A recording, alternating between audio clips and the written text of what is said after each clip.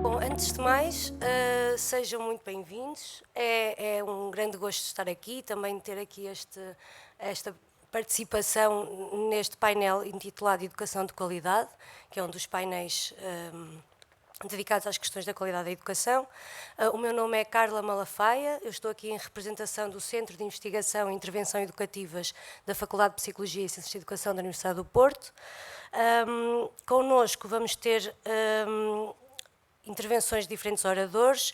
Vamos ter Eva Fernandes, do Centro de Investigação e Estudos da Criança, com uma comunicação intitulada Investigando os efeitos das lideranças escolares nos resultados dos alunos. Duarte Vilar, do Centro Lusíada de Investigação em Serviço Social e Intervenção Social, com uma comunicação chamada A Educação Sexual dos Jovens Portugueses, Conhecimentos e Fontes, comparação entre 2021 e 2008. Paula Santos, do Centro de Investigação Didática e Tecnologia na Formação de Formadores, com a comunicação High Lives, transformando o ensino superior europeu, visando a plena inclusão e emancipação. Sofia Marques, do Centro de Investigação em Psicologia para o Desenvolvimento, com a comunicação Eficácia de uma Intervenção de Promoção da Fluência de Leitura durante o contexto pandémico. Vítor Alexandre Coelho, do Centro de Investigação em Psicologia para o Desenvolvimento, com a comunicação Projeto Atitude Positiva, lições aprendidas em 18 anos de aplicação de projeto de aprendizagem socioemocional, foco sobre a efetividade diferencial. José Castro Silva, do Centro de Investigação em Educação, com a comunicação Preditores de Bem-Estar em Professores Portugueses. E, finalmente, Sílvia Monteiro, do Centro de Investigação em Educação da Universidade do Minho, Research for Career, Intervenção de Carreira à Distância, Empregabilidade e Equidade Social no acesso ao mercado de trabalho. Bom, eu vou ser a moderadora, então, desta sessão. As indicações que tenho, então, é que as comunicações devem ter uma duração de precisamente 7 minutos. Eu vou ter aqui estes cartõezinhos, portanto eu vou ser aquela pessoa que vai estar a mostrar cartões, portanto usem a visão periférica.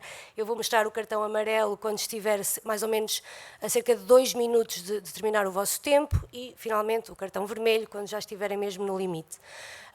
Pronto, é isso, é tentar ir mantendo aqui alguma disciplina no tempo. E mais uma vez agradeço aqui, claro, a participação de todos, e nomeadamente dos nossos oradores, e se calhar começava pela Eva.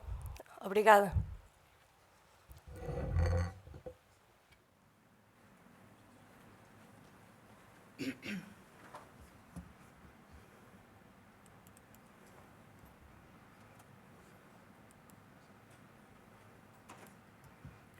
Deixem-me só. Olá, boa tarde a todos. O meu nome é Eva Fernandes. Sou investigadora no Centro de Investigação em Estudos da Criança da Universidade do Minho, que é precisamente a unidade de acolhimento deste projeto, cujos resultados venho cá reportar, que se chama Investigando os Efeitos das Lideranças Escolares nos Resultados dos Alunos, e que é um projeto, como é óbvio, também financiado pela FCT. Estas duas entidades realmente potenciam e tornam possível todo o trabalho que temos vindo a desenvolver e que a quem muito estamos gratos por esse apoio. Este é um projeto que tem como primeiro objetivo, como o próprio nome indica, portanto, perceber de que forma é que as lideranças escolares têm um impacto a nível dos resultados escolares dos alunos e, mais em concreto, estabelecer que variação nos resultados escolares, através, por exemplo, do sucesso escolar, do comprometimento, envolvimento, motivação, acaba por decorrer da variação nos tipos de qualidades, estratégias e destrezas das lideranças escolares, em particular dos diretores vistos como os líderes dos líderes. Avaliar também o impacto direto e indireto das lideranças escolares nos resultados dos alunos e também ao nível do trabalho dos professores e também alguns aspectos organizacionais que diretamente se relacionam com estes. Este projeto parte já de uma linha de investigação internacional que não tenho grande tempo para estar a desenvolver, mas basicamente aqui só alguns pressupostos. Um primeiro que é o potencial dos líderes escolares na melhoria das escolas como locais de aprendizagem.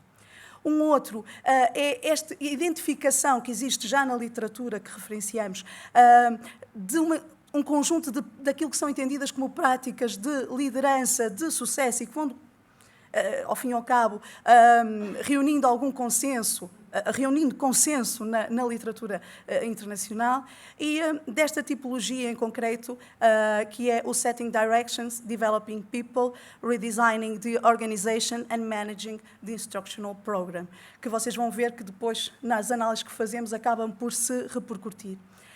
E, por último, da existência de um conjunto de práticas comuns que, na sua forma genérica, que elas existem na sua forma genérica, mas que vão sendo altamente adaptadas e que são contingenciais. Portanto, aqui o papel do contexto no modo como são especificamente desenvolvidas.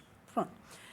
Em termos de design de investigação, muito rapidamente, temos 3 fases de investigação. Uma primeira fase que foi constituída por um conjunto de entrevistas exploratórias a 25 diretores, que permitiram preparar precisamente a fase seguinte, que foi um inquérito por questionário a nível nacional, no qual, nacional Portugal continental, no qual participaram 379 diretores de escolas e agrupamentos de escolas públicos, e também 875 membros de equipas de liderança. Neste momento, estamos a fechar precisamente a fase 3 dos estudos de caso, constituída por estudos de caso aprofundados em 20 contextos, também a nível nacional, distribuídos por Portugal continental, tentando aqui abranger diferentes latitudes e características, precisamente em 20 escolas, através da realização de entrevistas, questionários, grupos focais, mas, para além disso, também análise documental. Pronto, aqui somos um bocadinho sucintos na forma como estamos a reportar a informação. Hoje, porque, como é óbvio, temos constrangimentos de tempo, vimos só reportar alguns dados do inquérito por questionário realizado a diretores. Portanto, destes 379, para termos uma ideia, a maioria, 56,2%, são de sexo masculino, com idade superior a 51 anos, também a maior parte. São diretores experientes, 54% têm mais de 8 anos de experiência, sendo que destes, quase 28% têm mais de 15 anos de experiência. Isso são dados importantes, por isso os referenciamos aqui, e que são oriundos de vários níveis de ensino. Bem, teríamos muito a reportar, como devem imaginar.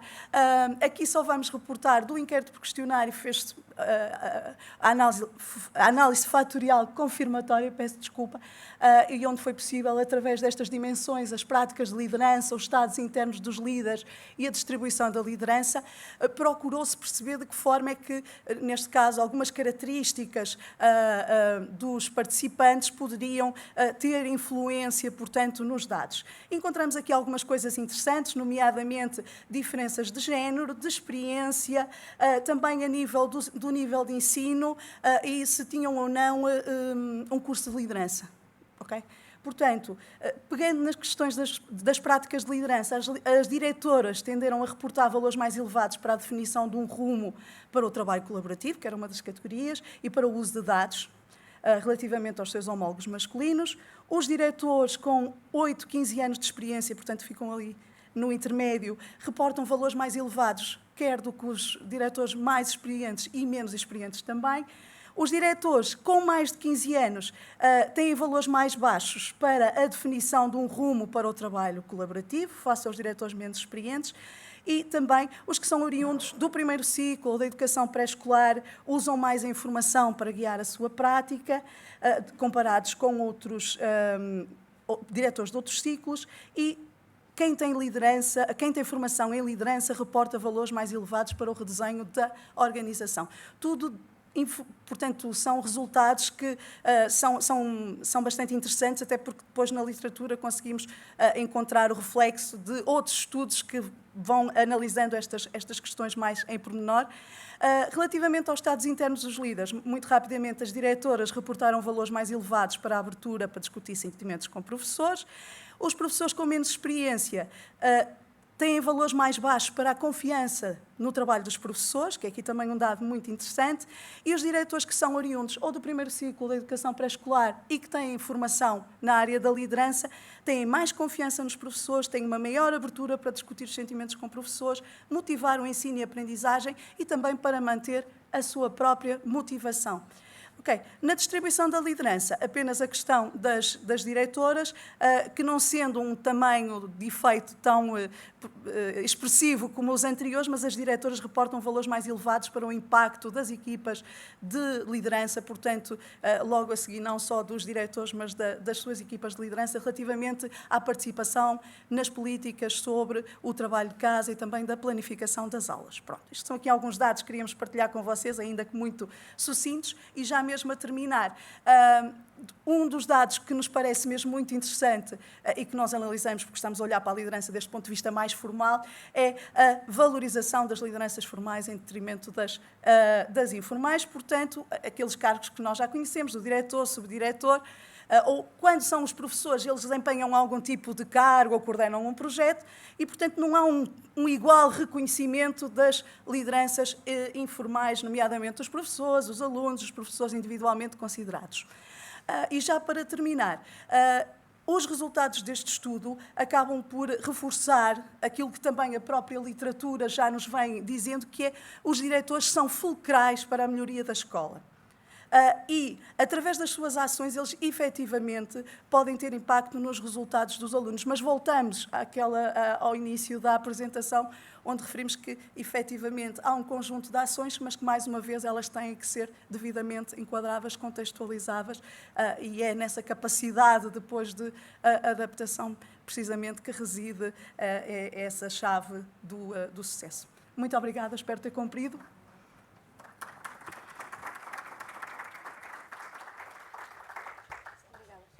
Eu se calhar, eu não disse isto no início, mas também acho que posso deixar isto à vossa consideração. Eu estava a pensar fazer todas as comunicações e depois abrir espaço para a discussão e se calhar até há aqui ligações que podem ser feitas. Pronto. Duarte Vilar, obrigada.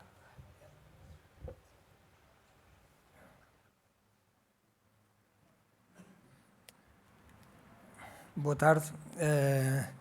Este estudo que vou apresentar, portanto, uma comparação sobre conhecimentos e fontes de educação sexual entre 2008 e 2021, surgiu em 2008 no contexto de uma associação, a Associação para o Planeamento da Família, da qual eu era diretor na altura e era muito importante em termos das políticas educativas e também, digamos, das metodologias de intervenção diretas com alunos, com professores, com pais, perceber os níveis de conhecimento e as fontes e o papel da escola, especificamente, na educação sexual dos jovens portugueses. Na altura, o estudo foi feito pela APF e pelo Instituto de Ciências Sociais da Universidade de Lisboa. Em 2018, eu fui contatado, já não estava na APF, estava, portanto, no Clícis, e fui contatado pela APF no sentido de se repetir este estudo. Novamente, portanto, eu sugeri o convite ao Instituto de Ciências Sociais e, portanto, este estudo foi feito pelas três instituições, pelo Clícis, pelo Instituto de Ciências Sociais e pela Associação para o Planeamento da Família. Eu não estou a ter aqui a minha apresentação.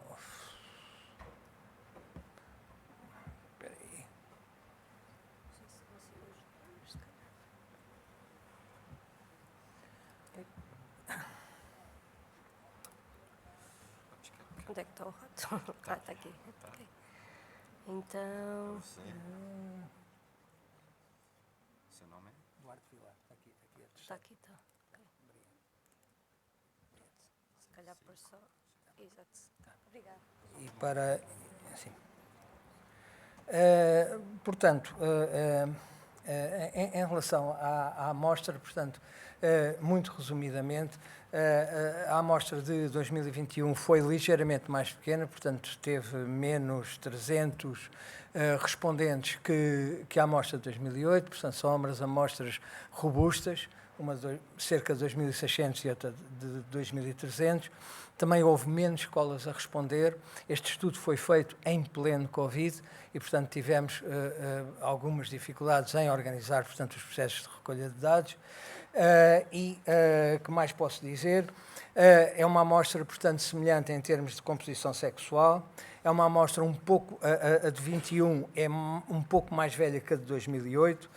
Há maior representação das escolas da região de Lisboa. os jovens são menos católicos e menos praticantes em 2021 que em 2028, menos jovens vivem com os dois pais, mais jovens, portanto, são provenientes de famílias de origem não portuguesa, e na escolaridade dos pais, portanto, a amostra de 2021 é mais escolarizada, e eu penso que todas estas mudanças batem com mudanças mais gerais, portanto, que se têm observado nas famílias e na sociedade portuguesa.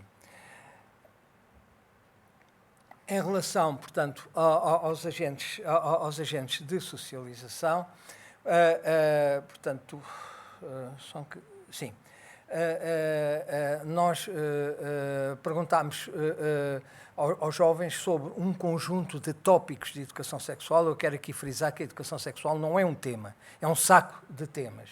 E, portanto, decompusemos, portanto, elencámos uma série de temas de educação sexual e fomos perguntar aos jovens sobre cada um desses temas com quem conversavam.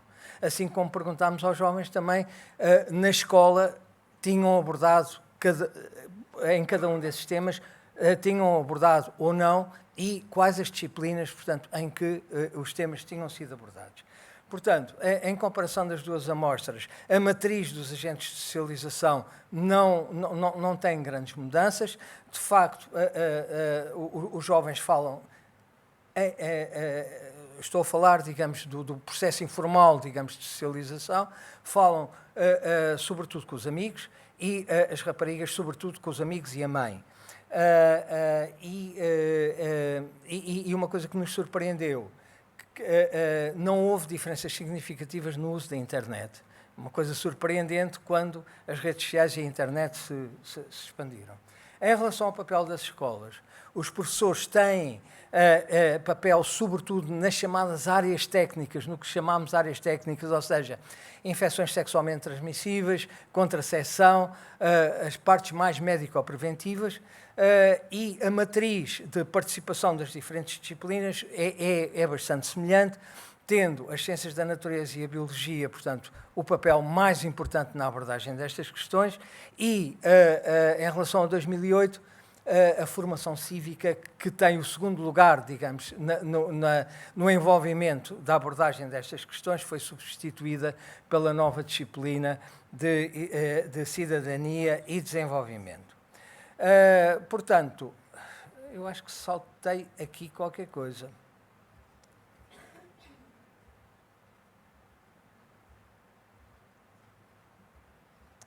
Bom, saltei aqui qualquer coisa, e essa qualquer coisa é muito importante. A segunda parte do questionário, peço desculpa, mas deve ter falhado aqui um slide. A segunda parte do questionário, nós aplicámos uma escala de conhecimentos exatamente sobre os imensos tópicos, portanto, que podem ser abordados ou que têm a ver com as questões da sexualidade e da sexualidade na adolescência, da sexualidade em geral. E o que é que foi possível concluir? Foi possível concluir que os jovens, comparando 2021 e 2028, os jovens em 2021 tinham globalmente melhores níveis de conhecimentos sobre todos os temas de educação sexual do que em 2008. Portanto, havia 4 níveis, portanto, de conhecimentos, desde o insatisfatório até ao muito bom, e, de facto, havia, em 2021, mais jovens nos níveis bom e muito bom. Mas, depois, decompondo as temáticas, o que é que nós verificámos? Verificámos que em 2021 os jovens tinham mais conhecimentos sobre questões relacionais, sociais, psicossociais da sexualidade, nomeadamente sobre as questões da orientação sexual, por exemplo, em que a diferença era nítida em relação a 2008, mas em relação às questões técnicas, surpreendentemente, tinham menores níveis de conhecimentos que em 2008. Não conseguimos bem perceber porquê, mas passou-se esta situação. Bom, em relação ao envolvimento dos jovens em relações afetivas e no início das relações sexuais, o que é que nós podemos concluir? Menos jovens em 2021 que em 2028 declararam que já namoraram ou namoram.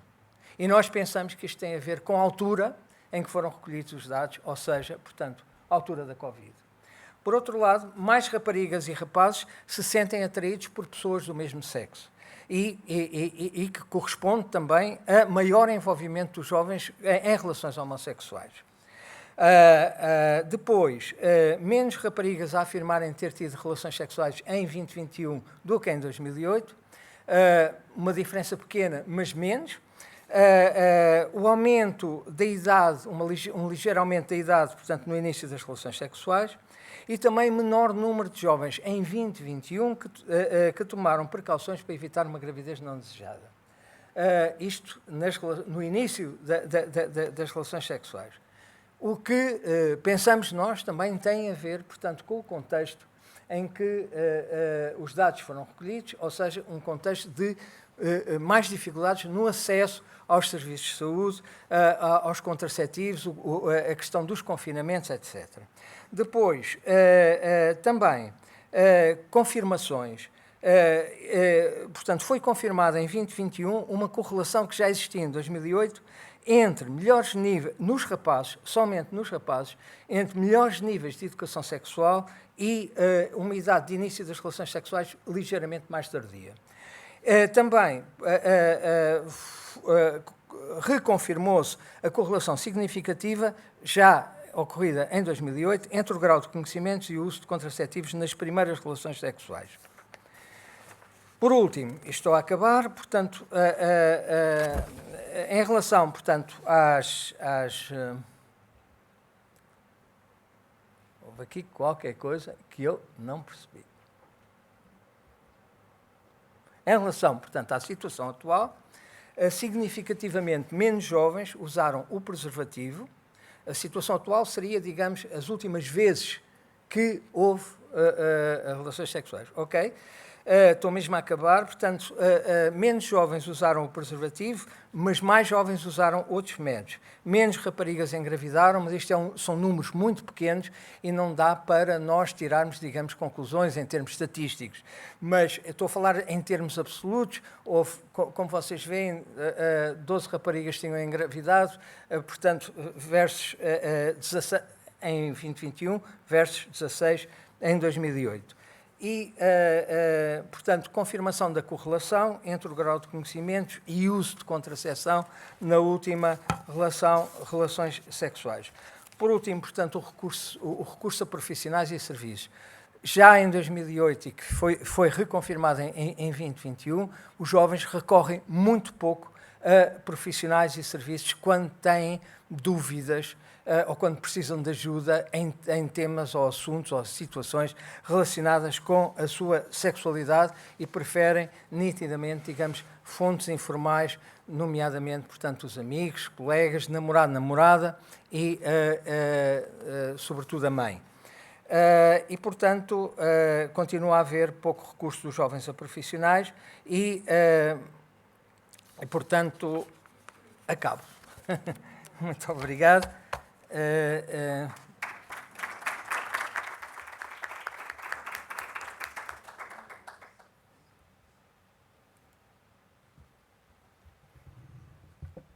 Obrigada. Paula Santos. Obrigada.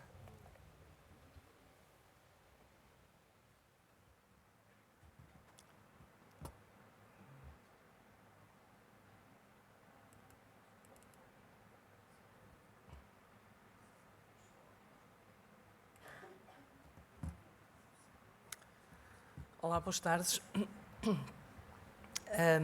Eu venho apresentar-vos, falar um pouco sobre o projeto iLives e neste contexto dei-lhe a designação Transformando o Ensino Superior Europeu para a Plena Inclusão e a Emancipação, especificamente da população com dificuldades intelectuais e desenvolvimentais. Nós estamos a desenvolver este projeto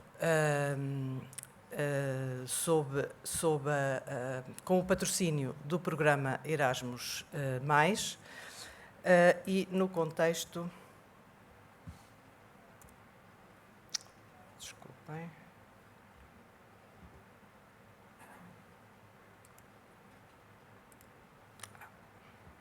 No contexto de um consórcio coordenado pela Universidade de Aveiro, com também o enquadramento do CIDTFF, Centro de Investigação em Didática e Tecnologia na Formação de Formadores, que eu integro.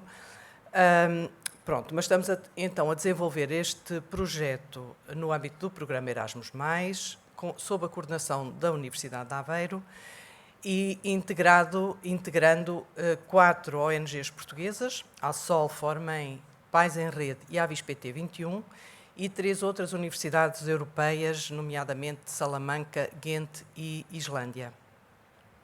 E o nosso objetivo é criar oportunidades para partilha de conhecimento e de práticas que sejam relevantes para a inclusão de pessoas com dificuldades intelectuais e desenvolvimentais no ensino superior europeu.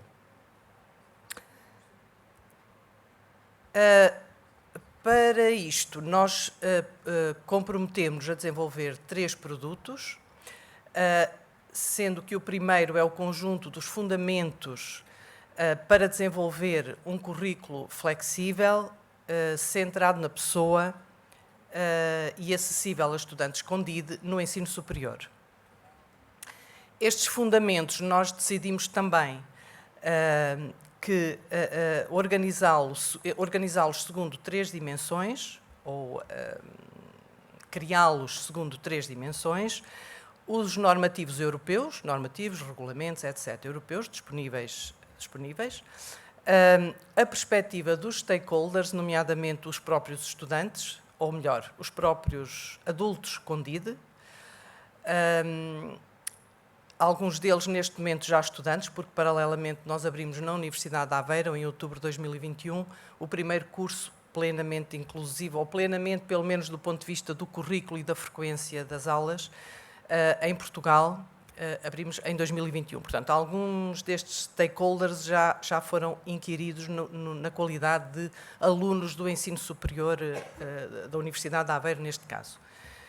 Portanto, estes stakeholders foram os estudantes ou adultos com DID, respectivas famílias, profissionais do ensino superior, empresários responsáveis por empresas que desejavelmente venham a receber estes alunos quando eles transitarem para o mundo do trabalho, do emprego, e escolas secundárias. E, finalmente, a terceira dimensão é a evidência da literatura. Nós, para isto, organizámos, nós somos cerca de 25 elementos, somos 25 elementos que constituem este consórcio. Portanto, dos 8 parceiros, saem 25 pessoas que trabalham neste projeto. E, portanto, um subgrupo organizou-se no sentido de realizar uma scoping review relevante para esta temática. O segundo output, o segundo produto, é um protótipo de uma ferramenta digital que visa conectar e colocar em rede oportunidades que vão resultar de um match, de uma conexão entre as motivações, os interesses e as competências das pessoas com DID, as oportunidades para estudarem no ensino superior e as oportunidades para trabalharem depois de frequentarem o ensino superior. Esta ferramenta digital está ainda em construção. Pronto. Nós, nos 3 outputs, portanto, este projeto, eu até me esqueci de pôr aqui, este projeto começou no dia 1 de setembro de 2019, ou seja, fizemos a primeira reunião, a primeira semana de formação, a primeira reunião geral em novembro de 2019, e depois fechámos-nos todos nos nossos países. Vamos agora tentámos sair em novembro para Ghent, Ghent entrou em teletrabalho 3 dias antes, foi uma complicação. Vamos agora esperar voltar a encontrar-nos fisicamente, embora tenhamos desenvolvido muito trabalho online, naturalmente. Pronto, mas isto para dizer que, de facto, todos os outputs envolveram inquérito aos stakeholders, e todos eles também aos stakeholders, pessoas com DID, ou seja, uma população mais vulnerável, que num contexto de pandemia implicou vários atrasos, embora neste momento, portanto, o projeto terá o seu término no dia 31 de dezembro, tivemos autorização para prolongar durante mais 4 meses, e temos a certeza neste momento absoluta de que os 3 outputs, aliás, eles estão praticamente terminados e estarão terminados, aliás, antes do verão eles estarão terminados, antes de começarmos um novo ano letivo. Pronto, mas sofreu vários atrasos, isto para dizer que apenas neste momento o Output 1 está terminado, embora não formatado também. A ferramenta digital está a aguardar uma oportunidade de inquérito presencial a jovens com DID na Islândia e em Salamanca e também de Ghent, que em princípio estarão na Islândia e em Portugal, virão a Portugal. E, finalmente, o terceiro output, que é um guia europeu de boas práticas ou de práticas recomendadas para a inclusão de estudantes com DID no ensino superior, de modo a apoiá-los no processo de acesso ao ensino superior e de início de uma vida independente.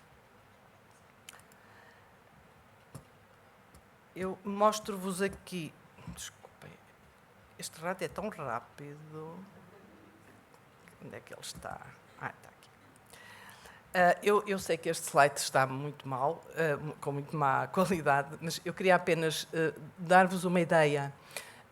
E, portanto, isto é o índice da Scoping Review, portanto, aquilo que nós encontramos na literatura, segundo o método Scoping Review, relevante à inclusão dos estudantes com DID no ensino superior. Queria apenas mostrar-vos que acabámos por... extrair, digamos assim, ou sintetizar em 5 capítulos, nomeadamente um destinado ao modelo, aos diferentes tipos de modelo que é possível implementar. Um segundo capítulo dedicado aos apoios, a todos os apoios aos apoios mais relevantes que é decisivo disponibilizar para que este tipo de resposta no ensino superior tenha sucesso. Num capítulo 3, as políticas, que são naturalmente decisivas também para depois o que é possível criar na prática e o que é possível expandir. O capítulo 4, que tem a ver com a pedagogia inclusiva, pronto, que é absolutamente essencial que se ponha em prática nos currículos do ensino superior. E, finalmente, o capítulo 5, relativo ao desenvolvimento pessoal e social destes estudantes.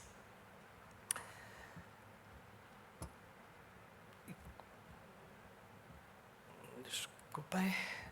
Pronto, trouxe-vos também apenas, eu gostaria muito de vos proporcionar um bocadinho de navegação dentro da ferramenta digital que estamos a criar, da plataforma High Lives, que estamos a criar e que está quase criada, mas que falta a tal oportunidade de inquérito direto a pessoas com DID, estudantes nos diferentes ensinos superiores envolvidos neste projeto. Esta é a imagem de login. Eu trouxe esta imagem, portanto, quando entramos na plataforma, imediatamente encontramos esta imagem e clicamos naquele que for o perfil mais relevante para o nosso estatuto, nomeadamente se somos estudantes, se somos elementos de uma instituição de ensino superior ou se somos empresários, isto é, se somos estudantes e estamos à procura de uma oportunidade para estudar ou para trabalhar e temos, neste momento, vamos ter a oportunidade de registar na plataforma as nossas motivações, os nossos interesses, também coisas como, por exemplo, a área geográfica em que podemos movimentar-nos para aceder às oportunidades que venham a surgir e as nossas competências. Se somos ensino superior, vamos registar na plataforma cursos, ofertas para estudo que a minha instituição abre a esta população. E, finalmente, os empresários que tenham... empresários que tenham vagas que possam oferecer uma oportunidade de trabalho a estudantes que estejam nestas circunstâncias. Muito obrigada.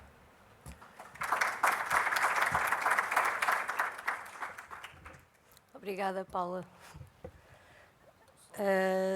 Sofia Marques, a seguir. Obrigada.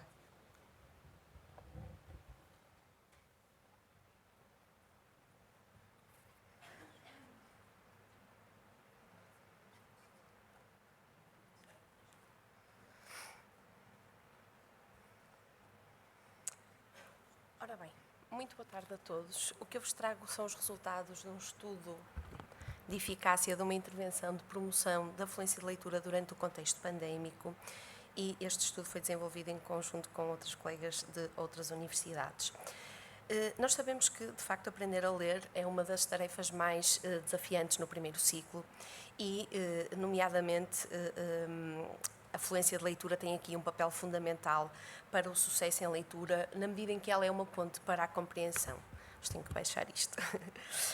A fluência de leitura pode ser, no fundo, avaliada em 3 dimensões, ou, no fundo, estas 3 dimensões contribuem para a fluência de leitura, desde logo a precisão com que as crianças conseguem ler, a velocidade ou automaticidade com que o fazem e a prosódia, no fundo, a entoação e o ritmo com que fazem esta leitura. Nós sabemos que uma instrução explícita e sistemática provoca ganhos na fluência de leitura, ainda que, dependendo do tempo que os alunos praticam esta competência, ouvem leitores modelo ou são sujeitos a modelagem por pessoas mais experientes, recebem feedback imediato e também ouvem a sua própria leitura. Meta-análises recentes salientam que as intervenções, para serem eficazes, devem ser manualizadas e de curta duração, serem realizadas em pequeno grupo, desde logo desde 2 a 5 elementos, e que devem ser sessões com 20 a 40 minutos, com uma periodicidade de 3 a 5 vezes por semana. Ora, no contexto da pandemia Covid-19, em que foi realizado este estudo, as preocupações com a equidade educacional e com a qualidade do ensino e aprendizagem online foram ainda mais evidentes, e alguns estudos que se debruçaram sobre, de facto, estas intervenções em leitura mostraram, de facto, que as intervenções online têm capacidade de mostrar ou de produzir resultados nestas competências, nomeadamente na precisão, na capacidade de descodificação e na compreensão leitora. Portanto, o nosso estudo, que decorreu também durante o contexto da pandemia Covid-19, pretende, no fundo, contribuir para esta literatura com a implementação de uma intervenção de curta duração padronizada e manualizada para promover, em específico, a fluência de leitura, e que tem, no fundo, aqui uma novidade, que são 2 formatos de intervenção, ok? Temos um formato de intervenção presencial e um formato de intervenção remoto ou online. Então, participaram neste estudo 207 crianças do 3º ano de escolaridade, de 7 escolas públicas do norte de Portugal, e houve aqui uma aleatorização destas crianças em grupo experimental e grupo de controle, sendo que dentro do grupo experimental foram constituídos 2 grupos, um de intervenção presencial e um outro de intervenção remota. Foram utilizados estes instrumentos para avaliar quer a precisão de leitura de palavras isoladas, quer a precisão de leitura em texto, e também a fluência de leitura em texto. E os procedimentos adotaram o Código de Ética ou as recomendações éticas do Centro de Investigação em que este projeto está registado. A avaliação destas dimensões da precisão e da fluência foi feita num período de pré-teste, depois houve um período de treino a que as crianças foram submetidas, um período de pós-teste e um follow-up, sendo que este follow-up aconteceu apenas para as crianças que faziam parte do grupo experimental. Foram treinados psicólogos e professores para, no fundo, serem dinamizadores destas sessões. Tiveram 25 horas de treino e, saliento já aqui, que foram escolhidos dados de 5 participantes porque faltaram a mais de 5 sessões de intervenção e, portanto, não faria sentido incluí-los. E o grupo controle, por questões éticas, recebeu as 20 sessões de intervenção no final do estudo, ok? A intervenção ocorreu com a periodicidade de 2 sessões por semana, 50 a 60 minutos cada, num total de 20 sessões, ou seja, com uma média de 18 horas de treino por criança, em grupos de 2 a 4 alunos. Foi disponibilizado um texto diferente em cada sessão, de complexidade crescente ao longo do programa, de diferentes géneros, ok, narrativo, poético, informativo e dramático, e foram utilizadas aqui várias técnicas, nomeadamente a leitura não repetitiva, repetida, a leitura modelo, leitura assistida, etc. A estrutura das sessões é uniforme ao longo de todo o programa, está bem? Há aqui um período de leitura modelo por parte do dinamizador, depois um treino de palavras difíceis, quer do ponto de vista fonológico, quer do ponto de vista do seu significado, a leitura em cor, a discussão do significado do texto, a prática de leitura em voz alta, o reconto do texto, uma nova prática de leitura, a gravação da leitura individual de cada aluno e, por fim, a avaliação desta leitura e feedback por este dinamizador.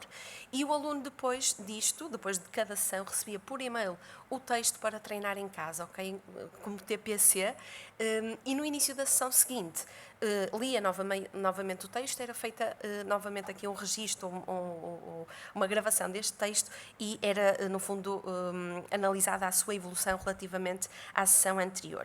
Em termos de resultados, o que nós verificamos foram diferenças significativas na precisão de leitura de palavras isoladas e na precisão de leitura em texto entre o grupo controlo e os grupos de intervenção, sendo que não existem diferenças entre os dois grupos de intervenção, ali a verde e a azul, ok? Portanto, quem recebeu a intervenção presencial versus remota, não houve diferenças nestes dois grupos e estas, no fundo, estes resultados foram semelhantes para a precisão, quer em leitura de palavras isoladas, quer em leitura de texto. Verificaram-se ganhos significativos entre o pré-teste e o pós-teste para os dois grupos de intervenção, embora este effect size seja pequeno para as duas variáveis em questão. Relativamente aos resultados da fluência e controlando, houve aqui necessidade de controlar o desempenho inicial da fluência de leitura, ok? E verificou-se a existência de diferenças significativas entre o grupo de controle e os dois grupos de intervenção, não se encontrando diferenças entre os dois grupos de intervenção, ou seja, quem recebeu a intervenção remota versus presencial obteve, no fundo, os mesmos resultados. Depois, entre o pós-teste e o follow-up, verificaram-se ganhos significativos para a precisão de leitura de palavras isoladas para os dois grupos de intervenção, e aqui no follow-up estamos a falar só do grupo de intervenção, porque o grupo de controle só veio a ter as 20 sessões já no final do projeto e, portanto, não houve possibilidade de fazer o follow-up. Portanto, entre o pós-teste e o follow-up, verificaram-se então ganhos ainda significativos para a precisão de leitura de palavras isoladas para os dois grupos de intervenção, mas não para a precisão de leitura em texto. Ok? Não se verificando diferenças entre os dois grupos de intervenção. Relativamente à fluência, os ganhos entre pós-teste e follow-up são semelhantes para os dois grupos e, então, passando agora para a discussão, os nossos resultados sugerem, de facto, que há um efeito positivo e significativo na precisão e fluência de leitura para os alunos em intervenção comparados com o grupo sem intervenção. Sugerem também que a intervenção remota pode ter resultados similares à intervenção presencial, como sugerido por outros estudos de intervenção online que se mostraram eficazes, mas que não faziam esta comparação entre intervenção remota e intervenção online, ok? Por outro lado, importa aqui salientar que este programa é aplicável não só em contexto de uma pandemia semelhante a esta, não é? Mas também com alunos impossibilitados de frequentar presencialmente a escola e, portanto, este resultado é interessante. Importa também salientar que o programa foi implementado num registro universal, ou seja, para todos os alunos, pelo que mostrou ser eficaz, independentemente destes terem dificuldades ou não ao nível da fluência. E isto é semelhante a outros estudos que mostraram que as intervenções em leitura tendem a beneficiar todos os leitores.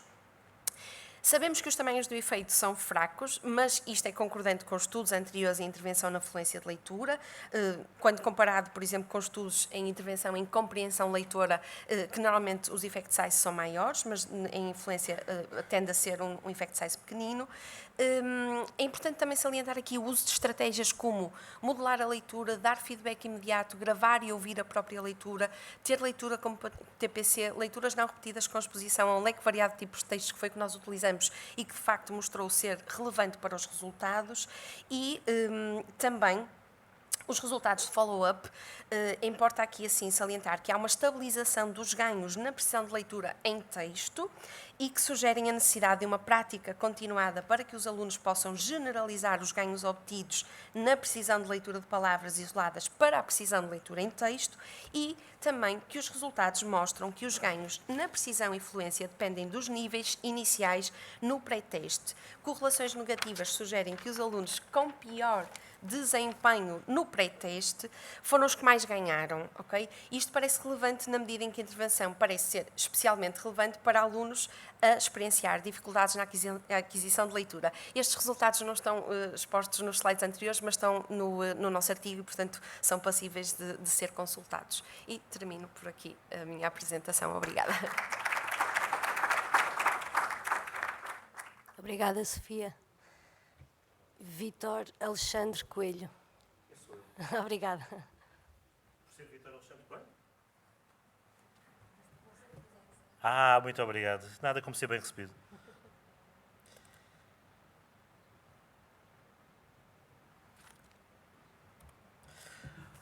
Ora, boa tarde. Eu venho-vos falar sobre o projeto Atitude Positiva. É essencialmente um projeto de desenvolvimento socioemocional. O nosso desafio para hoje é 18 anos em 7 minutos, um clássico. Vamos falar essencialmente sobre uma coisa que nos foca nos últimos tempos em termos de investigação, que é a efetividade diferencial. Se repararem, não está lá o slogan da FCT, não é por mal. Vamos apresentar os resultados de estudo antes de trabalharmos com financiamento da FCT, porque nesta altura não recebíamos absolutamente nada da FCT, agora estamos ligados ao Centro de Investigação em Psicologia para o Desenvolvimento, que esse é financiado pelo FCT. Aquela equipa muito simpática é a nossa equipa. O projeto Atitude Positiva é composto de 3 projetos, um Torres Vedras, um no Cadaval e um financiado pelo programa Escolhas. Todo como um conjunto formamos o projeto de Atitude Positiva. Os resultados de investigação normalmente são cruzados entre os vários elementos.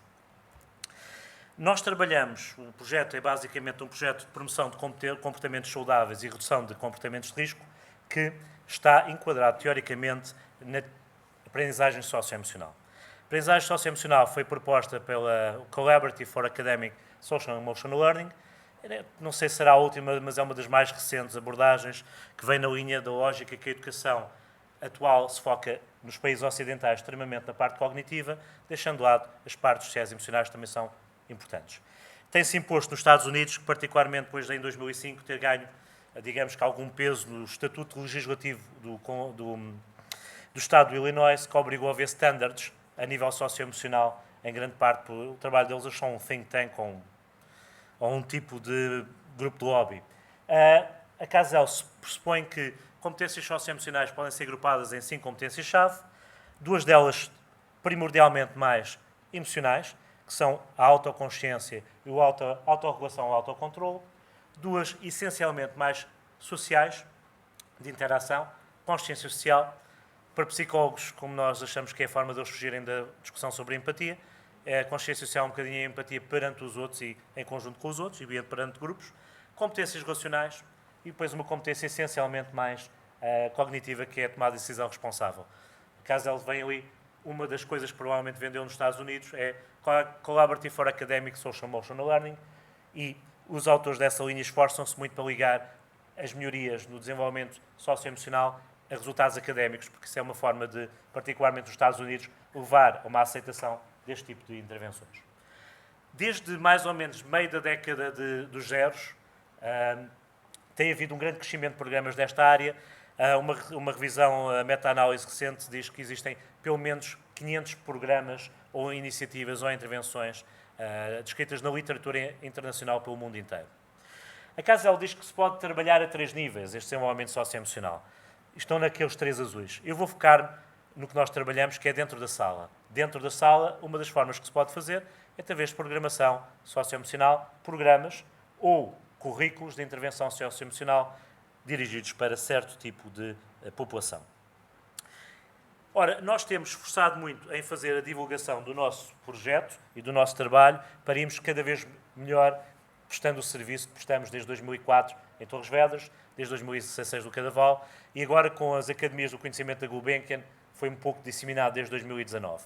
E como tal, desenvolvemos alguma vertente de investigação e investimos muito em discussão em congressos, apresentação em congressos, aprender com colegas de fora, partilhar a nossa experiência. Nessa sequência, temos publicado muito. E a nossa evolução em termos de publicação tem sido neste sentido.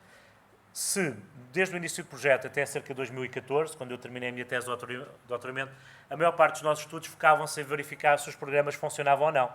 Ora, o projeto Atitude Positiva tem um conjunto de programas. Tem um programa para o 4º ano, um programa para o 2º ciclo, um programa para o 3º ciclo. Além disso, desenvolvemos programas derivados dos desafios que nos foram surgindo na prática. Somos um projeto de investigação-ação da prática. Temos projetos de ajustamento escolar, ou seja, o mais conhecido e provavelmente os mantém empregados desde 2004, chama-se Transição Positiva e destina-se a apoiar os alunos na mudança do 4º para o 5º ano. Esse projeto, o programa de Transição Positiva, teve muito bons resultados na promoção de evitar as quebras de autoestima na transição, diminuição do autoconceito académico, reduzir o absentismo de queda, etc. Nós temos juntado essas duas vertentes, a aprendizagem socioemocional com a promoção do ajustamento escolar, e temos publicado extensamente. De 2005 a 2014, essencialmente, os programas funcionavam ou não. De 2014 para a frente, o que estamos aqui a falar hoje, efetividade diferencial. E o que é que isso quer dizer?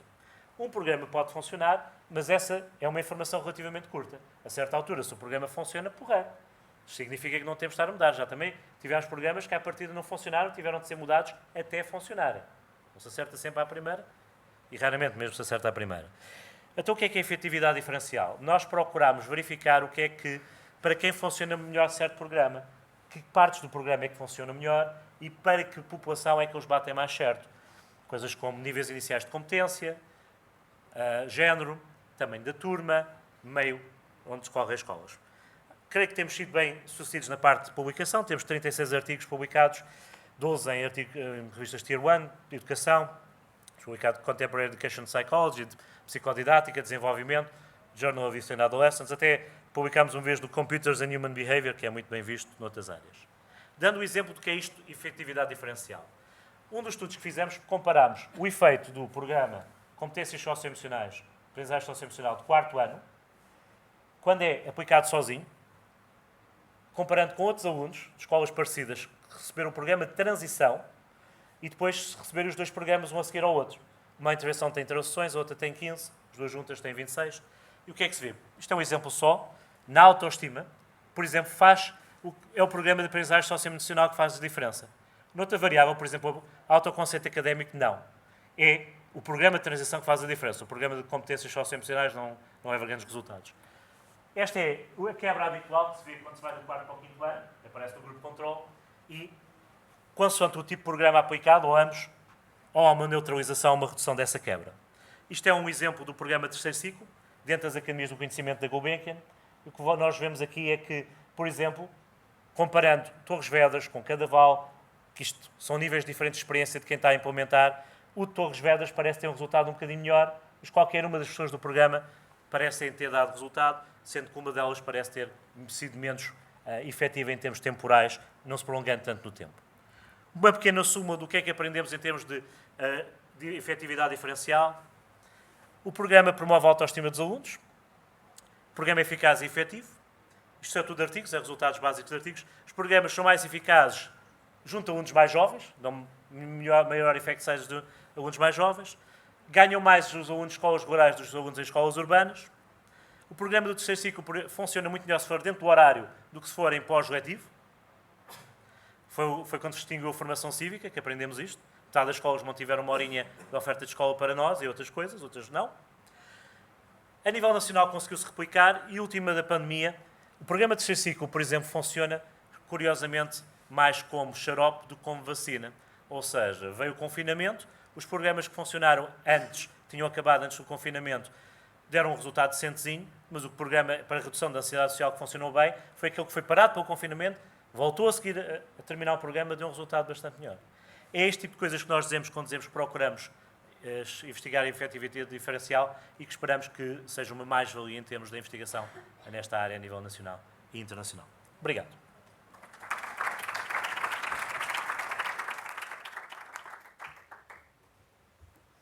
Obrigada novamente. José Castro Silva.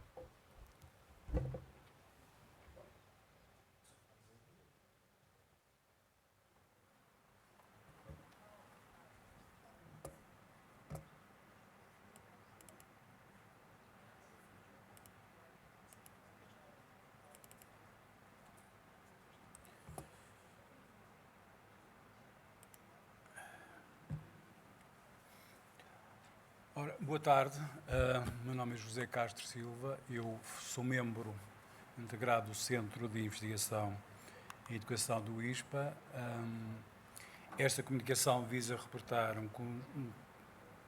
os resultados de um primeiro estudo, uma série de investigações que eu, em parceria com o meu colega Francisco Peixoto, temos estado a desenvolver nos últimos 3, 4 anos.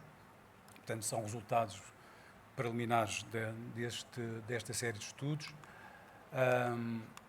Do ponto de vista do conceito, é um conceito que vocês, a maior parte aqui da audiência já o conhece, portanto, o conceito hoje muito popular, mas é apresentado como sendo o resultado da avaliação e é sinónimo na literatura de satisfação também, está ligado à satisfação e à avaliação global que os professores fazem relativamente à sua profissão. Está no radar dos cientistas de educação, dos decisores políticos e também dos agentes educativos e é apontado atualmente como sendo um fator de sustentabilidade da profissão docente. E, portanto, é uma variável hoje muito relevante do ponto de vista da investigação. E é nesse sentido que nos preocupamos com esta temática. O estudo, do ponto de vista do seu enquadramento teórico, é baseado num quadro conceitual proposto pela OCDE, que basicamente, eu não vou entrar em detalhe na sua descrição, mas ele é constituído por várias camadas. Uma primeira tem a ver com a qualidade do ambiente organizacional dos professores de trabalho, portanto, essencialmente contextos escolares, nós, do ponto de vista das variáveis que incluímos, mobilizamos aqui um quadro teórico, que é o quadro do De Moriti, que descreve, que referencia quer recursos, quer desafios da profissão docente. Este modelo também inclui aquilo que hoje é consensual, chamada multidimensionalidade do bem-estar docente. E estamos a falar de 4 dimensões, desde a cognitiva até o bem-estar social. O bem-estar também social, o bem-estar docente também é avaliado os seus efeitos, quer efeitos ao nível do próprio professor, ou impactos ao nível do próprio professor, mas também ao nível do aluno.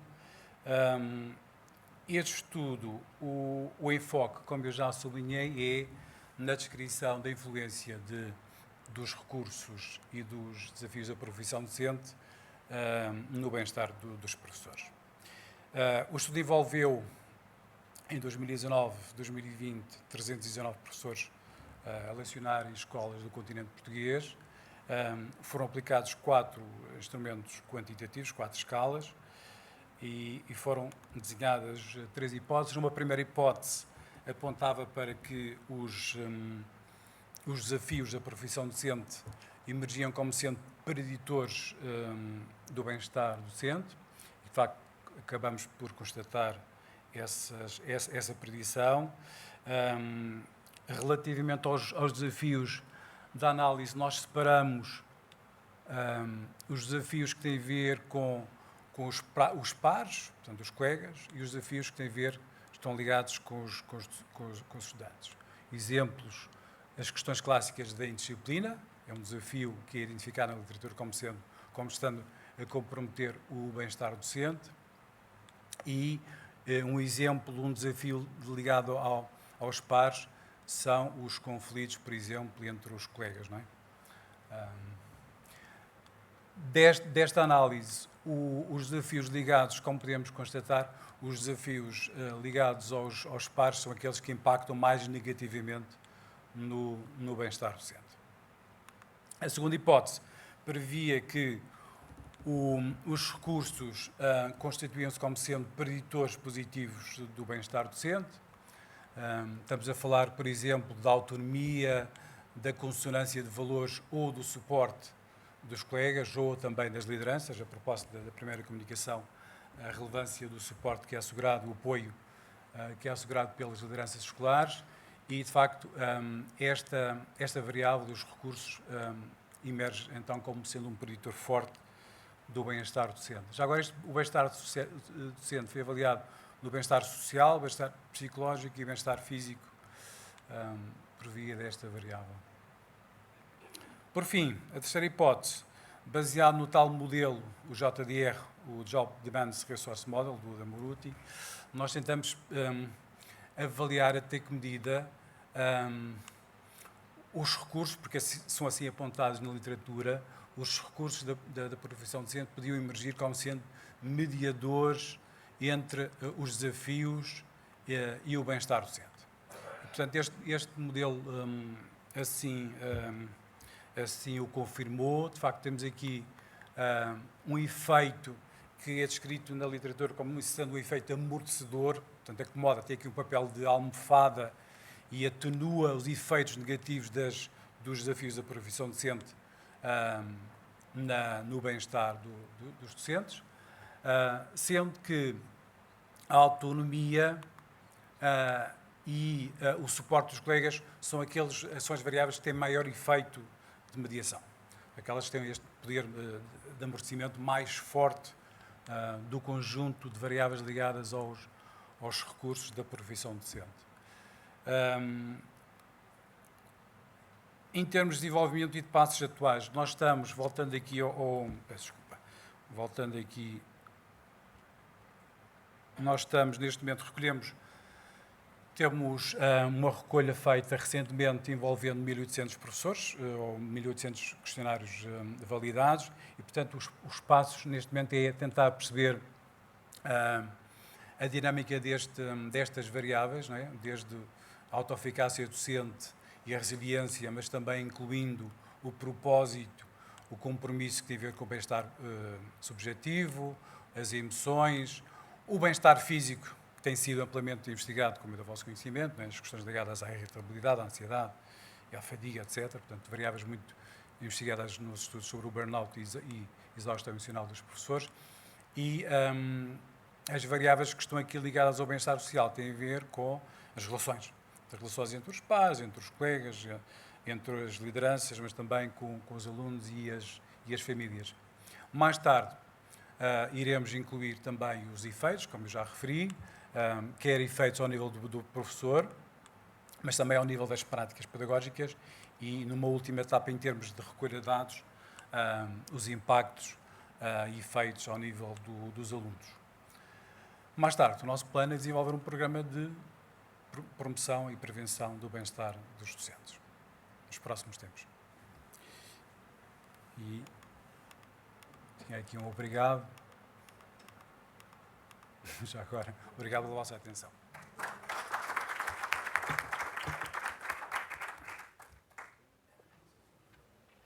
Tá, ótimo, obrigada. Sílvia Monteiro, obrigada.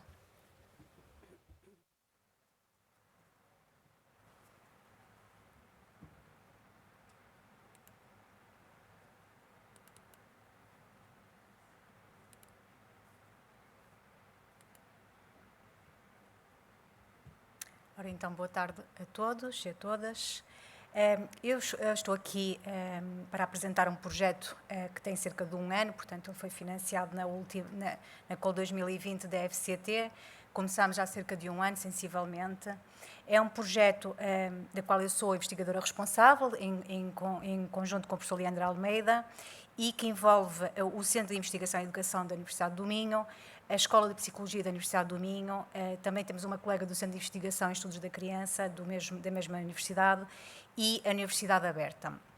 Portanto, ele tem como título, está ali em letras pequeninas, Research for Career, Intervenção de Carreira à Distância, Empregabilidade e Equidade Social no mercado de trabalho, no acesso ao mercado de trabalho. Em termos de objetivos globais do projeto, nós temos 2 grandes objetivos, digamos assim. Numa primeira fase, e que esteve a decorrer até agora, procuramos desenvolver conhecimentos sobre os recursos de carreira de estudantes e diplomados do ensino superior com diferentes características individuais e socioculturais. E, com base nisto, também procuraremos depois dar contributos para a literatura, nomeadamente para a compreensão das especificidades da teoria de construção de carreira e do modelo de recurso de carreira, do Savicas e do Hirschi, que são alguns dos autores mais citados na área do desenvolvimento vocacional, e contribuir para a validação do modelo de recursos de carreira desenvolvido pelo Hirschi e a sua equipa. Portanto, nós tivemos, ao longo deste primeiro ano, a recolha de dados junto de alunos das 2 instituições, da Universidade do Minho e da Universidade Aberta. Desde o início da sua formação, estudantes de primeiro ano até fases mais avançadas, que estão já no primeiro ano do mestrado, já numa fase final da sua formação, para tentarmos caracterizar aquilo que são as suas necessidades, de um modo geral, em termos daquilo que chamamos de recurso de carreira, que podemos traduzir de uma forma mais simples como os fatores que nós antecipamos como preditores da sua empregabilidade futura.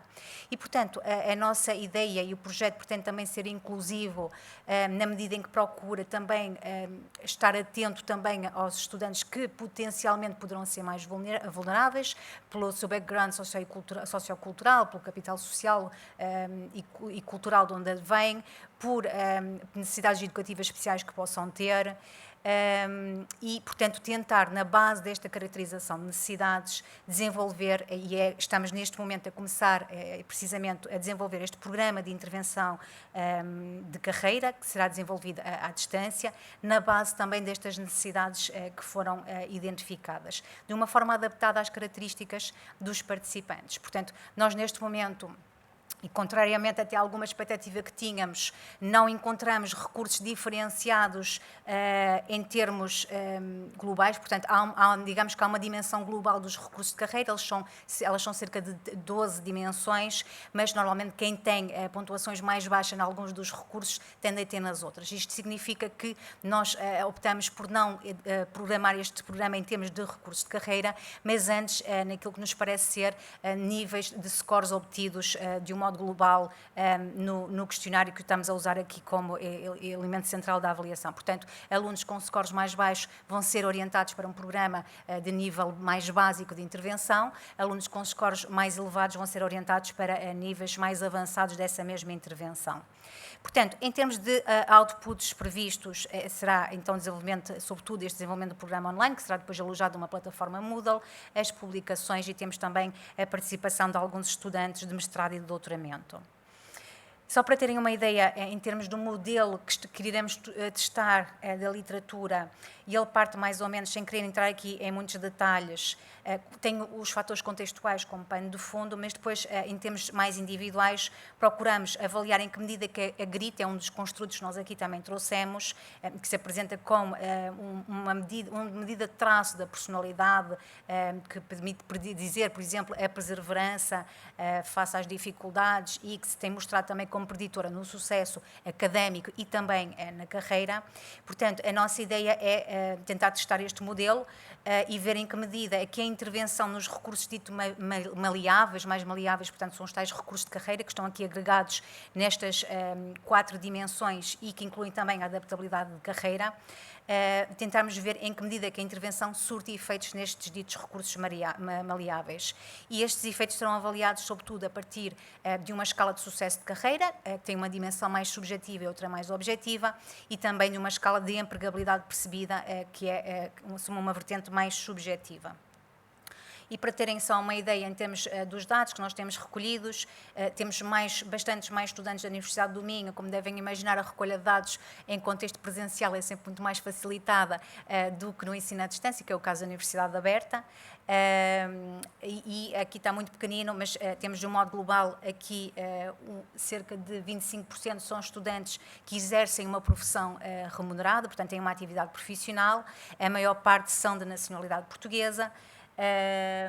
Temos também, a maior parte são do sexo feminino e temos ali também uma pequena percentagem que penso que andará à volta dos 20%, se não estou em erro, que ali está muito pequenino, de estudantes que se identifica como tendo uma necessidade educativa especial.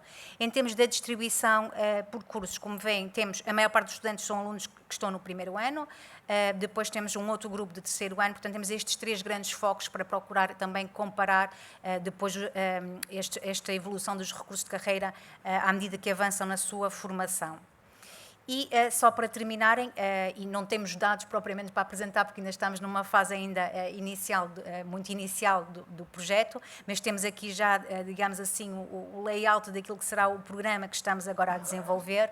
Portanto, a ideia é ter cerca de 7 módulos, sendo o primeiro introdutório e o último de encerramento, e depois conjugar aqui atividades de participação coletiva com atividades individuais, e atividades de diferentes níveis, aqui seguindo também alguma literatura influenciada pelo Bloom, de objetivos de aprendizagem, portanto, desde os mais básicos aos mais complexos e mais abstratos. Temos aqui níveis diferenciados de atividades, precisamente para servir estes dois níveis do programa. Também se espera que um dos produtos que os estudantes possam ter da participação destes programas será a construção de um portfólio, portanto, que não se pretende que apenas levem apenas a experiência, mas que depois consigam levar um registro também dessa sua participação que lhes possa ser útil no futuro. Logicamente, teremos depois a avaliação pré-teste e pós-teste e depois um follow-up, à partida será cerca de 6 meses depois da intervenção. E penso que já estarei no meu tempo. Obrigada a todas pela vossa atenção.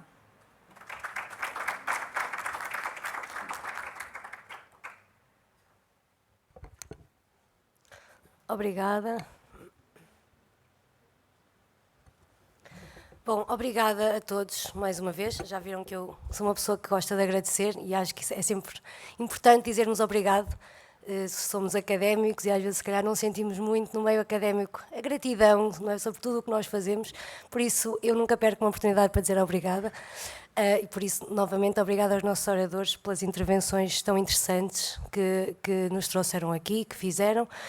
Se calhar haveria agora também espaço para alguma discussão, questões que o público, a audiência queira colocar. Não sei se há assim alguém que queira começar.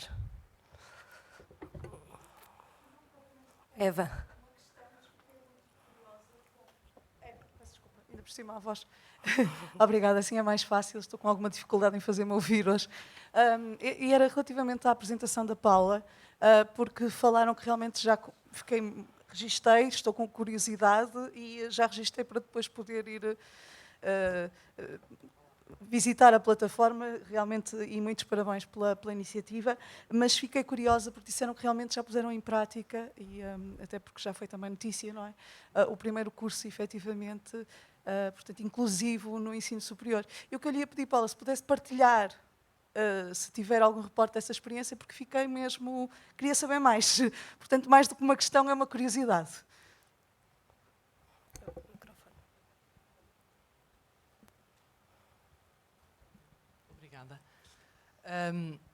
Pronto, nós, desde 2018, preparámos o curso, organizámos, tivemos de pedir financiamento e organizámos. Pronto, conseguimos abrir em outubro, que foi quando começou o ano letivo em Aveiro.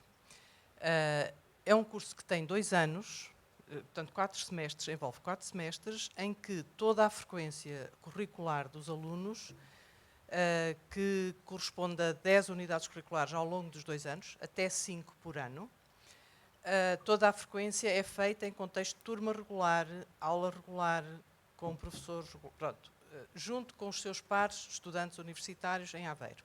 No nosso caso, nós, na preparação do curso, nós angariámos uma série de unidades curriculares cujo único critério é que os respectivos docentes as ofereceram para, portanto, declararam que queriam ser professores destes jovens e não jovens. Eu estou sempre com a mania dos jovens, mas nós temos pessoas até já com bastante idade. Pronto, o único critério foi esse. Isso resultou numa angariação de 32 unidades curriculares neste momento de licenciatura e de TESP, e cerca de 15 de mestrado. Mas a nossa reitoria disse, vocês nem pensem que põem unidades curriculares de mestrado no currículo deste curso. Não, comecem pelas licenciaturas e pelos TESPs, vamos com calma.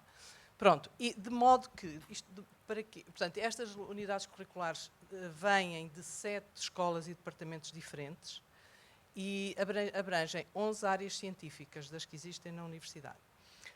Isto significa que os alunos, no início, antes do semestre iniciar, eles escolhem, segundo as suas motivações e interesses, escolhem as unidades curriculares em que se querem inscrever. Pronto. Ou seja, de uma forma, através de uma entrevista que nós dinamizamos, que nós mediamos, sob a égide do centrar na pessoa. Portanto, centrado no aluno, nós vamos ajudá-los a identificar quais são as unidades curriculares, de entre aquelas que estão ali disponíveis. Pronto, e é assim que as coisas estão a acontecer. O curso é não conferente de grau. A avaliação depende, em primeira instância, do acordo que vai ser feito entre o docente da UC e os alunos e os estudantes, o modo como a avaliação é feita, o tipo como é feita, o que é que vai abranger, pronto. E isso também só acontece depois de cada professor conhecer os alunos que tem na sua turma, naquele semestre. E, portanto, é isso que tem vindo a acontecer. Só mais uma coisinha, só para os recursos que nós temos vindo a verificar, que são, de facto, assim, os mais, pelo menos aqueles que mais me fascinam e me entusiasmam. Para além dos professores que têm tido são professores, a maioria deles eu nem os conhecia, eu sou a diretora de curso, mas a maioria deles, quando eles vieram ter connosco a dizer que queriam estar naquele curso, eu nem os conhecia, não são pessoas, portanto, pessoas anónimas, entre aspas, na comunidade académica. Para além dos professores, que têm tido uma intervenção incrível, na minha perspectiva, nós temos, e da tutora, nós temos, até já vamos ter a segunda tutora, porque a primeira de repente emigrou, embora fosse excelente, a segunda também é excelente, são ambas alunas de doutoramento que estavam a investir nesta área. Temos um recurso que tem sido fantástico, que são os mentores. Pronto, logo no início, nós ajudamos a recrutar em cada turma, com os professores da turma, ajudamos a recrutar um conjunto de alunos daquela turma que se disponibilizam para serem mentores dos seus colegas com DID. E essa mentoria acontece dentro da sala, dentro da turma, dentro da aula, no contexto da aula, fora da aula e também, portanto, mas em situações curriculares, em questões curriculares, mas também fora da aula, em questões sociais, desporto, lazer, pronto.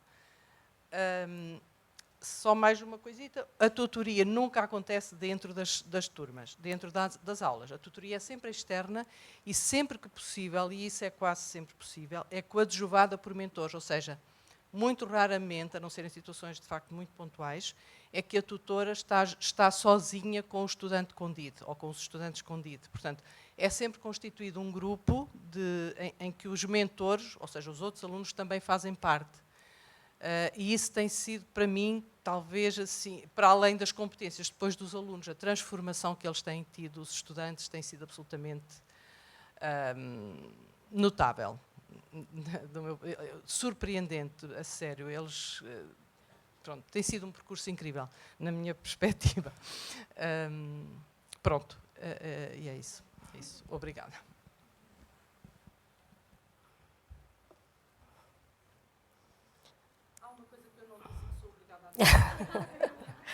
Isto é que é entusiasmo.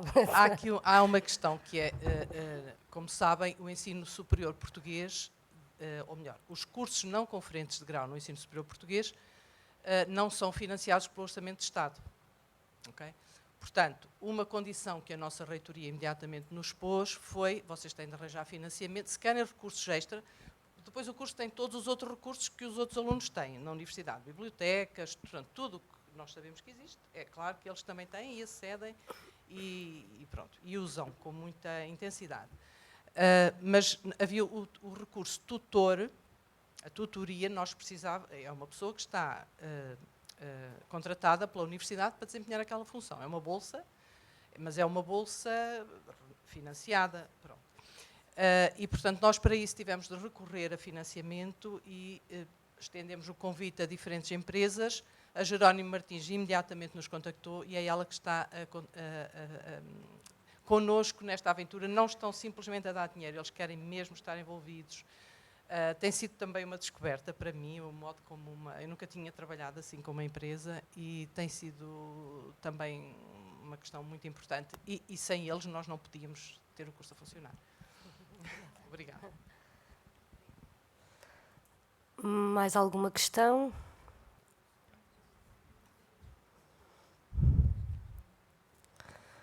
Bom, enquanto se calhar pensam em mais alguma questão também que queiram colocar aos intervenientes, eu se calhar fazia assim só um muito breve comentário, que se calhar é mais uma pequenina provocação para todos os oradores, e sintam-se à vontade para comentar ou não, ou se acharem que não é assim tão relevante, tudo bem também. Eu ouvi também com atenção todas as comunicações e estava aqui a pensar isto se calhar pensando também no que é também a sociologia da educação, não é? E esta importância também da dimensão mais contextual e do contexto e de como o contexto também estrutura algumas desigualdades sociais que depois se refletem em tantos outros contextos, nomeadamente os contextos educativos e as escolas. E estava aqui a pensar nisso, por exemplo, no caso da comunicação da Eva Fernandes, e estava a pensar no papel que o contexto social, não é? E que o contexto muito até local, em que os agrupamentos de escolas e as escolas se inserem, no papel que isso tem no modo como as lideranças de sucesso podem ou não desenvolver-se, não é? E isto também tirando aqui um bocadinho o ónus do indivíduo e dos diretores, se têm ou não competências para ser líderes de sucesso, mas também colocar também distribuir também este ónus pelo contexto e de que modo é que diferentes contextos educativos e sociais criam condições ou não para lideranças de sucesso. Isto, aliás, também se articula muito com a comunicação do José Castro Silva sobre exatamente a importância dos recursos, dos diferentes recursos que os contextos educativos e que os contextos sociais promovem ou não no bem-estar do docente. Sobre a comunicação do Duarte Vilar, estava aqui a pensar também nisto, e quando falamos em educação sexual, não é, falamos, e essa comunicação mostra bem isso, que os jovens tendem a preferir a influência de agentes de socialização fora da escola, não é? Portanto, fontes mais, como disse, fontes informais, ou família, ou amigos, pares, e o modo como, já sabemos, não é, o estatuto socioeconómico das famílias tem, e até os diferentes contextos em que os jovens se inserem, contextos rurais ou contextos urbanos, por exemplo, têm aqui um impacto importante na literacia, em tantas dimensões que têm a ver precisamente com esta discussão sobre a educação sexual e o modo como diferentes grupos juvenis em diferentes contextos sociais têm ou não estes conhecimentos ou estas competências. Sobre a comunicação da Paula Santos, estava também a pensar precisamente sobre esta questão da ferramenta digital e o quão interessante é isto, e estava a pensar, não sei se tem dados sobre isto ou não, mas também na diferença dos contextos sociopolíticos dos diferentes países que estão aqui em jogo, não é? Porque não é só Portugal, são outros países, e estava a pensar nisto porque esta ferramenta digital, segundo percebi, envolve uma participação e um envolvimento ativo de diferentes atores, não é? Empregadores, instituições do ensino superior. Acho que as culturas de participação, por exemplo, das instituições de ensino superior variam muito quando falamos em Portugal ou quando falamos de outro tipo de contextos. Não sei se tem dados sobre isto ou se quer avançar com algum comentário sobre isto. Pronto, mas foi qualquer coisa que tive a pensar também. Vítor Alexandre Coelho também falou nos diferentes ganhos que os estudantes de escolas rurais precisamente se apropriam dos benefícios do programa que apresentou. Fiquei a pensar se não estamos aqui a falar de pontos de partida que já são, se calhar, muito baixos em comparação com os outros grupos, e por isso os resultados depois mostram maiores ganhos e diferenças mais significativas. Não sei se também quer comentar alguma coisa sobre isto.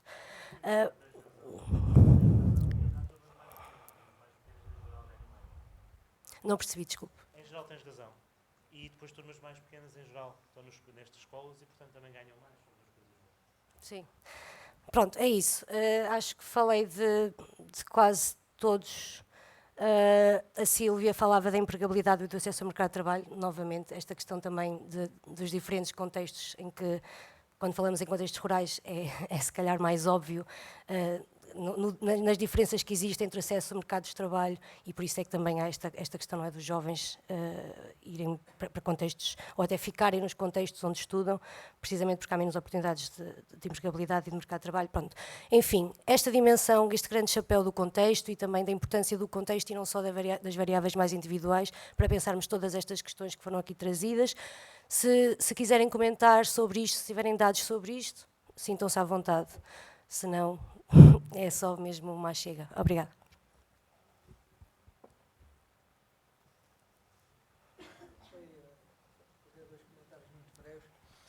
Que não tive tempo de desenvolver na comunicação, mas que tem a ver com os seus comentários.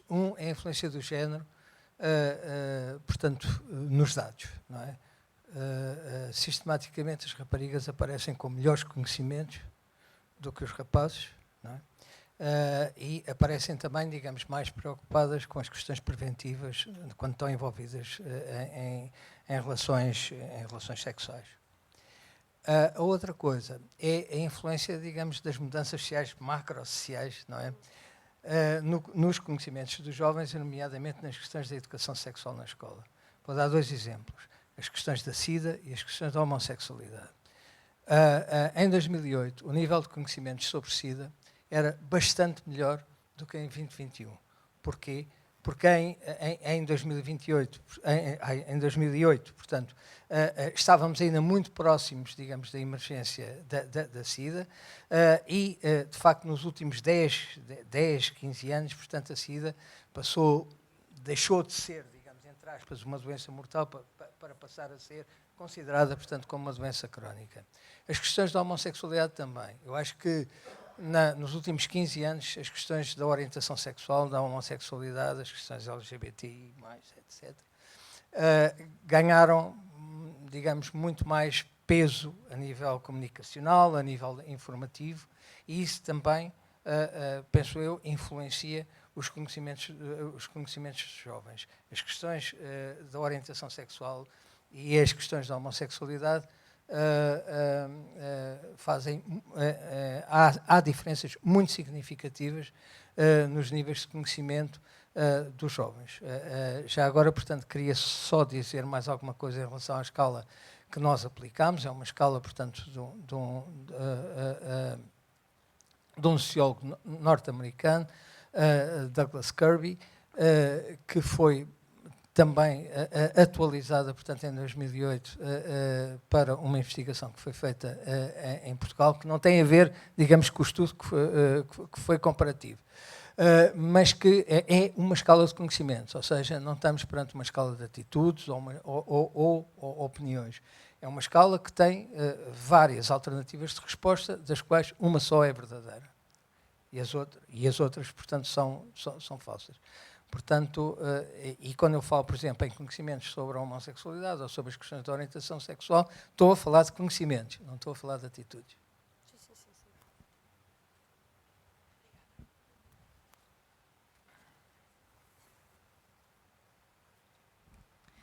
Já agora, fez uma excelente observação, e como o tempo é muito curto, não é? Nos 7 minutos já não conseguimos dizer tudo, aproveito agora este tempinho.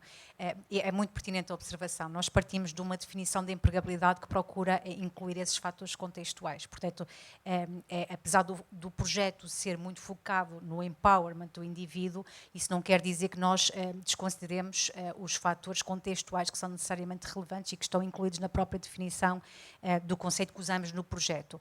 E também por isso temos na equipa, é uma equipa multidisciplinar. Eu sou da psicologia, temos mais elementos da psicologia, mas temos também colegas da sociologia e da educação. Portanto, precisamente para nós conseguirmos ter esse olhar multidisciplinar sobre aquilo que é o fenómeno da empregabilidade. Em particular, as questões, neste caso dos estudantes de ensino superior, do seu próprio capital social e cultural. Aquilo que nós temos vindo a ver é que pelo menos pegando na escolaridade dos pais, como indicador, não é? Em particular da mãe, que sabemos que é aquela que normalmente traz mais impacto, enquanto os estudantes estão no ensino superior, nós não encontramos diferenças significativas em relação aos recursos de carreira. No entanto, e isso é algo que ainda vamos ver, eu antecipo que essas diferenças possam emergir depois num momento de transição para o mercado de trabalho, porque o contexto de ensino superior acaba por ser um contexto ainda protetor, não é? Portanto, e os grandes desafios surgem no momento da transição, e aí sim poderá pôr à prova, não é, alguma das estruturas, das redes que os estudantes têm, ou da falta delas, não é? E ter um impacto mais marcante. Mas isto é só uma suspeita, não tenho evidências para isto, não é? É só para contribuir um bocadinho para a reflexão. Já agora aproveito só para dizer, não sei exatamente que escalas ou que dimensões usa, tem usado, já falou na escolaridade dos pais e nomeadamente a escolaridade da mãe, que é obviamente um preditor importante. Não sei se usa outro tipo de dimensões para aferir, como proximar a situação profissional do pai, o vínculo, portanto, do pai, mãe, cônjuge. Tentamos perceber exatamente qual é a situação profissional, a situação face ao emprego e a questão da escolaridade. E depois também a participação ao nível do estudante em atividades para além da academia, atividades extracurriculares, que tive ao longo do seu percurso, associativismo, também como dimensões aqui que possam ajudar a avaliar um bocadinho. Pronto, se fizer sentido olhar para as escalas do género, número de livros em casa como indicador de capital cultural, ou oportunidades no sítio onde vive, que tem a ver com estas questões. Na verdade, nós começamos com uma escala gigantesca e depois tivemos que ir cortando, porque de facto o protocolo já estava com 30 minutos, portanto, e já era inviável. Mas exatamente, esses são indicadores relevantes, não é? E que fazem todo o sentido. Nós tentámos foi depois fazer uma pequena síntese e não conseguimos englobar tudo, mas temos alguns. Obrigada. Obrigada.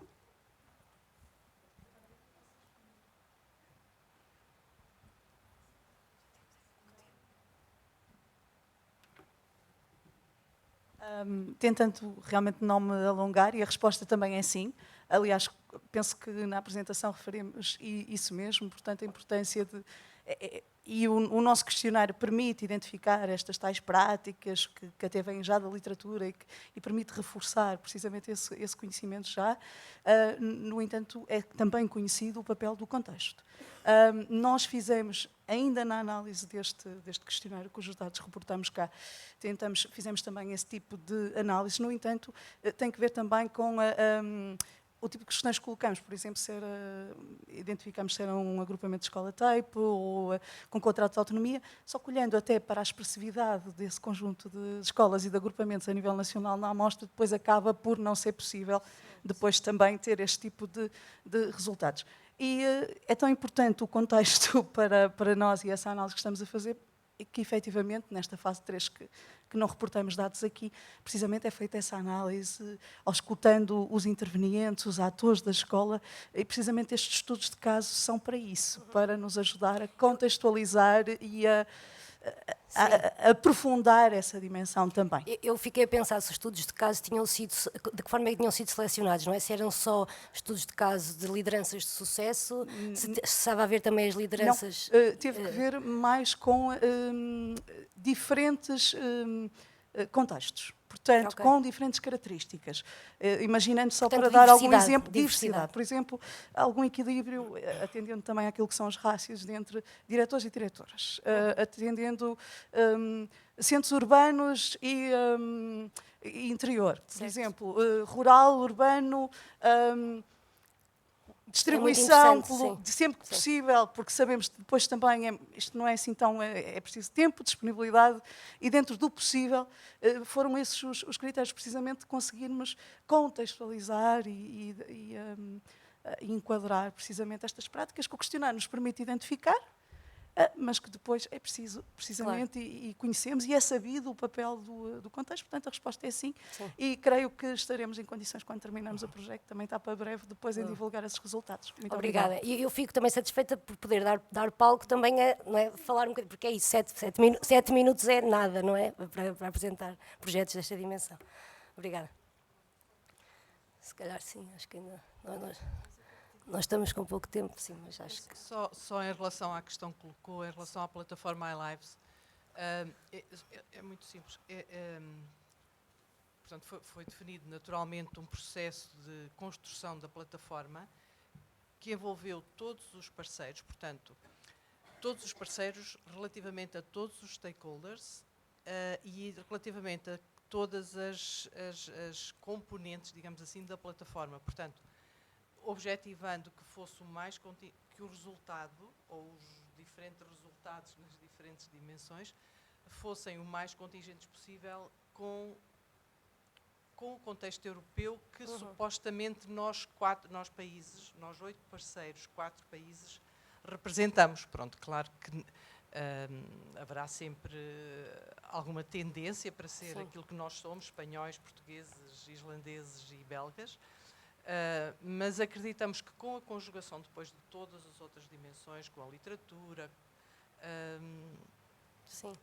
Eu vou ficar curiosa depois para acompanhar a implementação também dessa ferramenta e o modo como diferentes agentes nos diferentes países se envolvem efetivamente e a longo prazo nessa plataforma. E há de facto uma diferença muito significativa e que fomos sentindo ao longo do desenvolvimento do projeto. Sim. Mas, na verdade, acabamos por sentir que há uma canção ou qualquer coisa assim que diz que são mais as coisas que nos unem do que as que nos afastam. Sim. E sentimos muito isso, na verdade, assim, no essencial, estamos todos bastante próximos. Obrigada. Bom, acho que não temos mais tempo, não é? Acho que temos. Pronto. Ok. Obrigada. Foi um gosto estar aqui e passar este tempo convosco. E é isso. Obrigada.